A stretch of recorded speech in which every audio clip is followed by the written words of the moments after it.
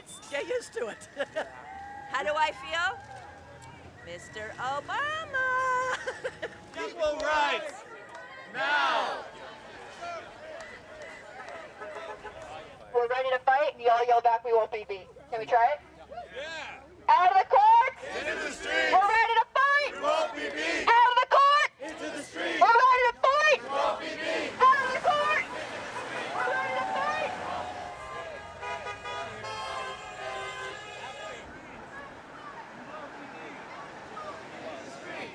I don't know if you can see him from here. He's inside that hotel.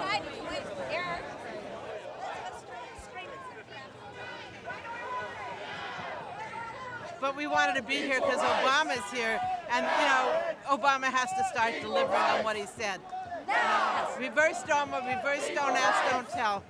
We wouldn't be here if he just one stroke of the executive pen kept to his word. Obama reverse DOMA. Obama reverse DOMA. 2, 4, 6, 8. We have got to stop the hate. 2, 4, 6, 8. We have got to stop the hate. Hey, hey! Ho, ho!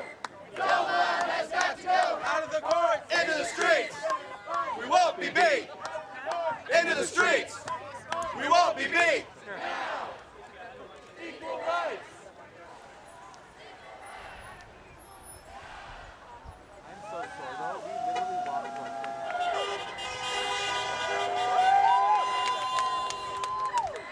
I think that the president made a promise. The president made a promise when he made his speeches about hope.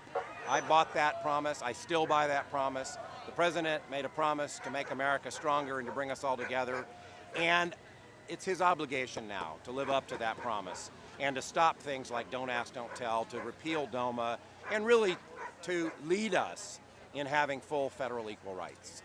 I don't think we wait a day. That's why we're here tonight. We don't wait a minute. The president's over there in the Beverly Hilton. We're over here outside, and we're going to present a petition signed by 140,000 people saying, please don't fire Daniel Choi. Please repeal Don't Ask, Don't Tell. Start living up to some of the promises to all of us, not just to a certain part of America. This will make America stronger. There's no question that repealing Don't Ask, Don't Tell, that making DOMA disappear, that leading on human rights in America will make the country stronger. It always does. Did you get involved with Don't Ask, Don't Tell? Why did you get involved with the marriage thing? Well, I'm involved in both because I just decided to have a love relationship, and apparently both Don't Ask, Don't Tell and Prop 8 and marriage inequality are against me having a love relationship. So it just fits perfectly. No, actually, yesterday was my first parade. I have never been to a gay pride parade. Does yesterday count? Yesterday was my first. Oh, that counts. Yesterday was your first? That was my first one. Come up here, darling. One nation, under God, indivisible, with liberty and justice for all. How many of you voted for Barack Obama?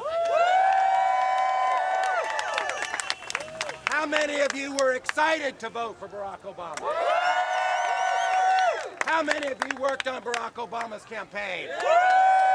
And look what's happened this week in California. The Supreme Court said, we're more interested in process than in people.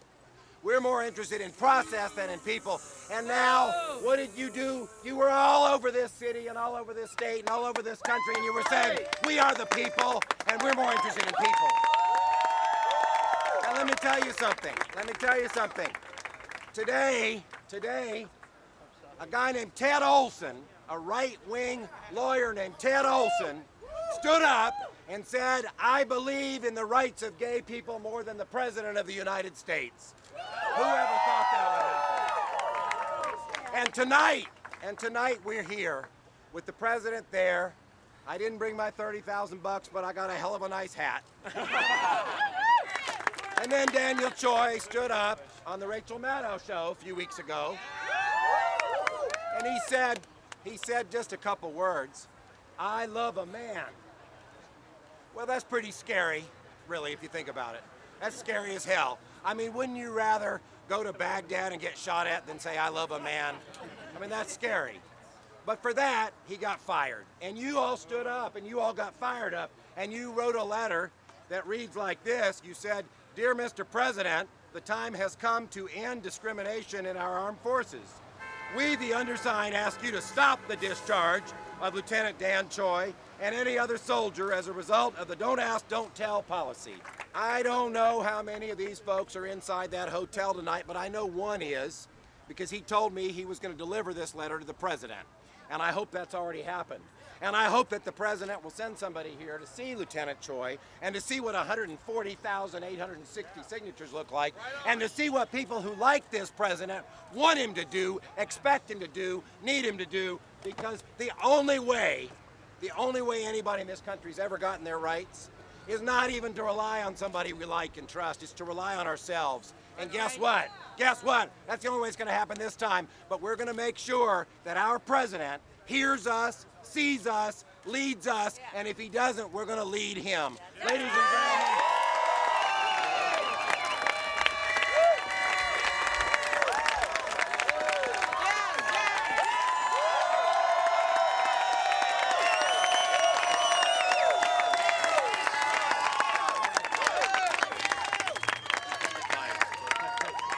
الخيل والليل والبيضاء تعرفني والسيف ورمحه قرطاسي وقلمه أنا الذي نظر إلى أمال الشارع وأسمعت كلماتي من به الصمم. Translation, I am gay.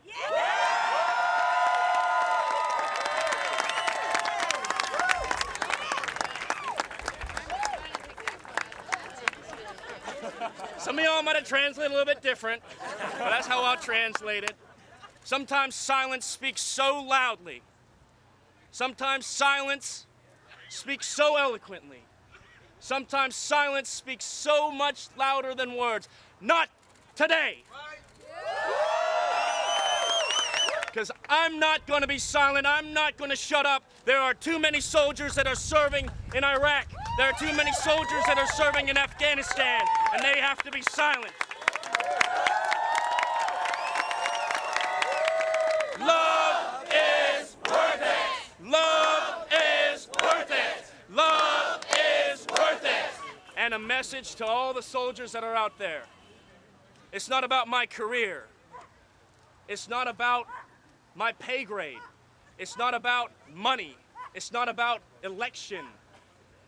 It's about telling them, you are not alone. You are not alone. You are not alone. So I give a message to President Obama. Repeal, don't ask, don't tell. Stop forcing our soldiers to lie. Stop forcing our soldiers to hide. Stop forcing our soldiers to be injected with the closet. And let them be free to serve. Let them continue to raise their right hand and serve.